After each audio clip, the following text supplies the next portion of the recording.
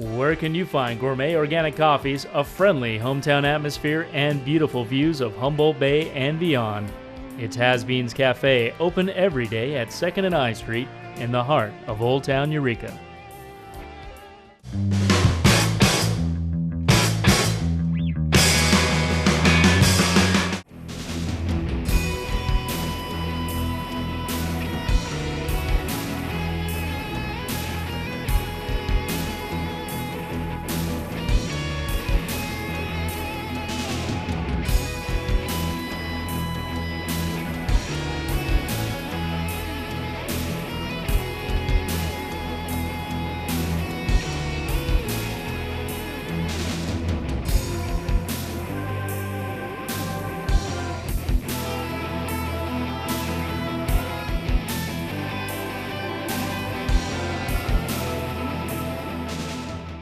Thank you for tuning in.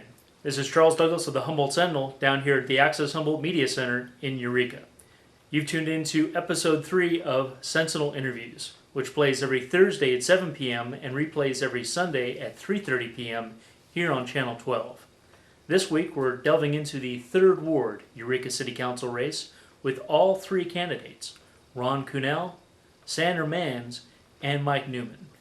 Each one has quite an extensive resume and a list of experiences and accomplishments they want to bring to the table in trying to reshape Eureka over the next 4 years. Don't forget you can find out more about all the candidates running in the local elections by checking out our YouTube channel, youtube.com/Humboldt Sentinel. Xandra Manns, thanks so much for coming into Has Beans today.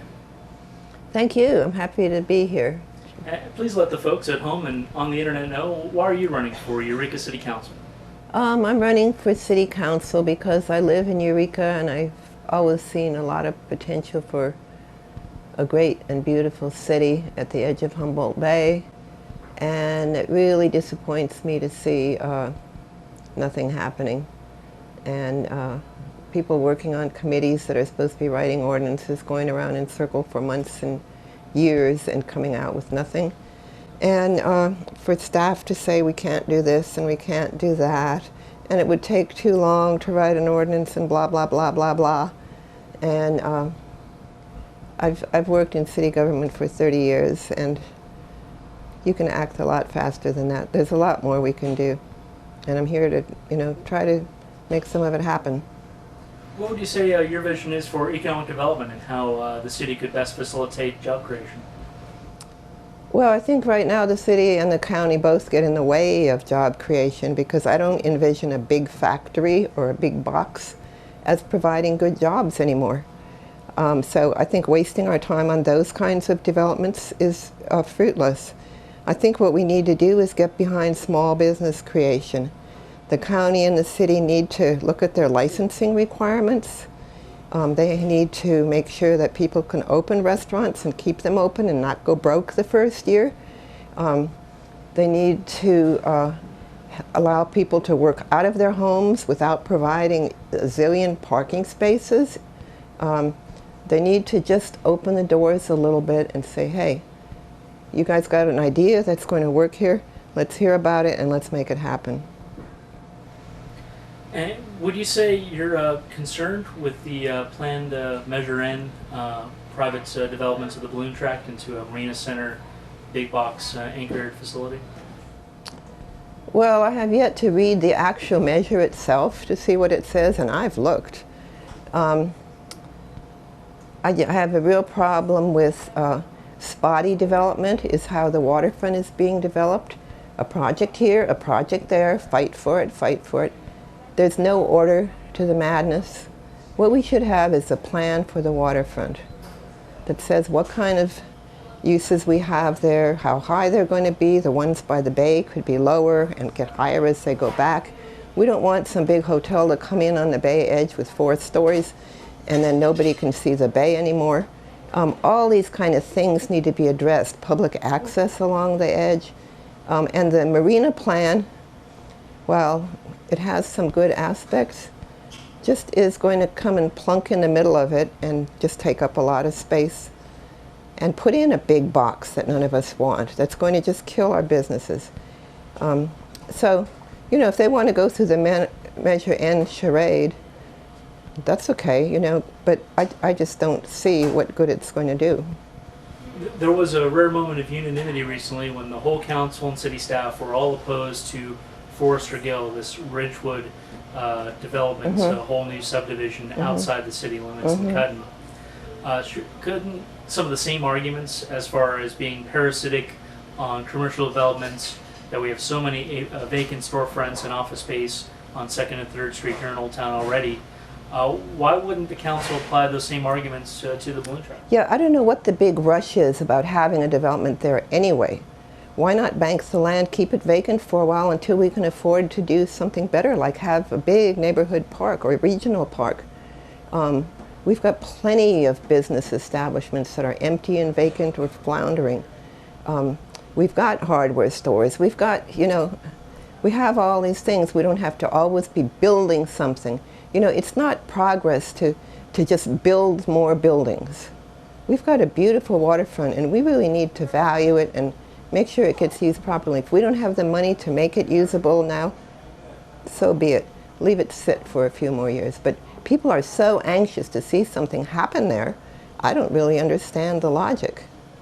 So then, if jobs aren't going to be created through this construction and a new Home Depot or what have you, where do you think the jobs can be created in the next 4 years? Well, I think that if we focus on our neighborhoods, make the neighborhoods in town better, make the whole environment in town better, work on 101 beautification. I think if we focus on making Eureka better for Eurekans, that people will notice it and they'll want to come here and stay and visit. And I think that the tourism industry has been promoted and kind of has fallen on its face. You know, people come here and they're hustled off to the redwoods. Nobody stops to see Eureka because, face it, the historic neighborhoods are grungy and scuzzy. 101 is polluted. You can't even cross the streets because the traffic signals are designed for the cars and not pedestrians. There's so many problems with the way we run the city. Once we attack those problems and solve them and find a way to care for the homeless in a decent, respectable way, have decent places for them to live, people will say, hey, look at Eureka, you know.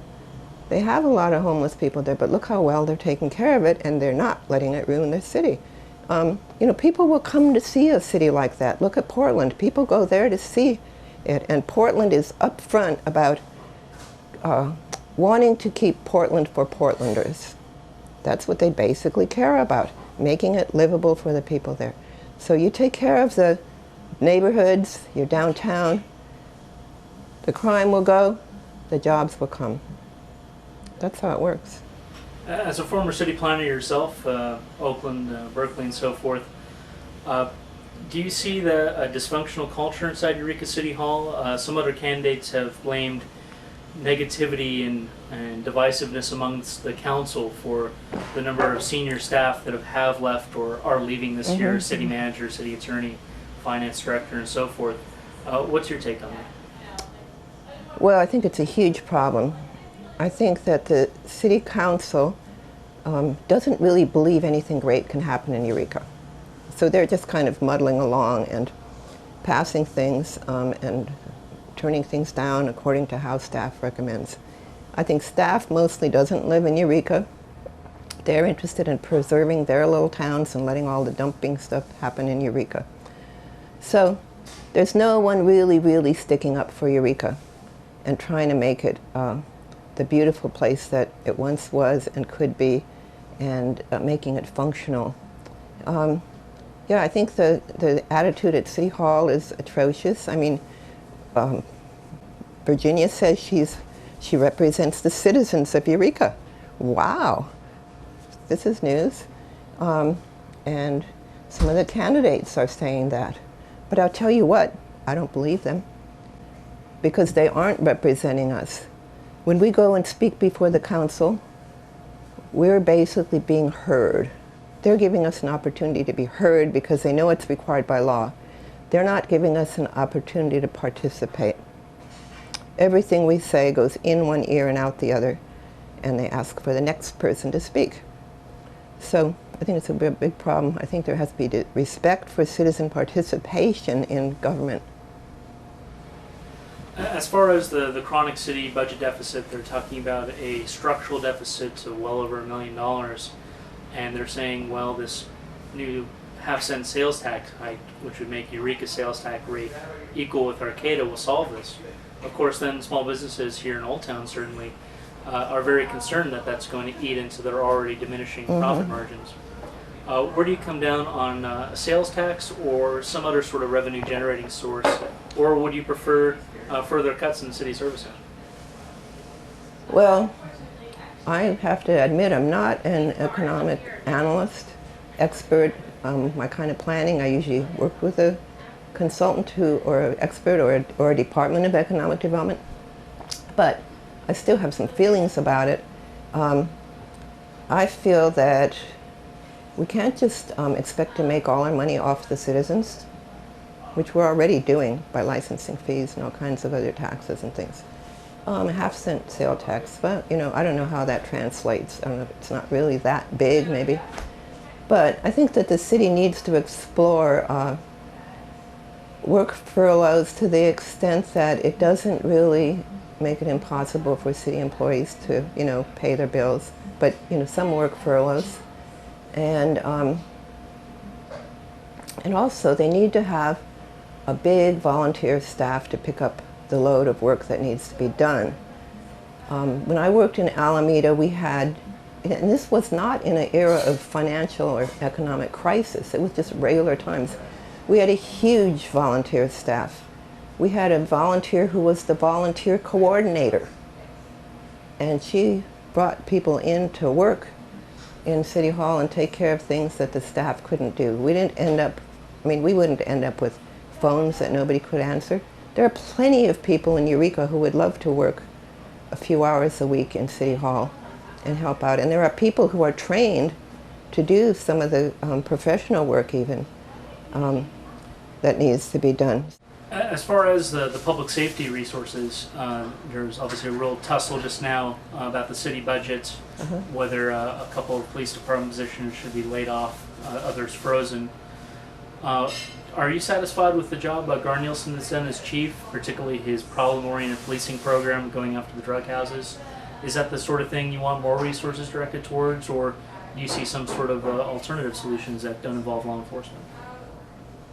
Well, I think he's just been cut a few people that he wanted to really keep, and he seems to have responded to all right. And I just heard him speak at the briefing for candidates the other day, and he said that along with the POP, his approach is to kind of train and educate the police about cultural problems and how to relate to the citizens. And I like that approach, but I haven't seen it happen yet. I haven't seen any evidence of it. As far as I've seen, the police are still pretty standoffish with regular citizens. They're hostile to young people, and I don't see any of it happening. I think Gar has a reputation as being really progressive, and I think he's a lot more progressive than anyone we've had so far.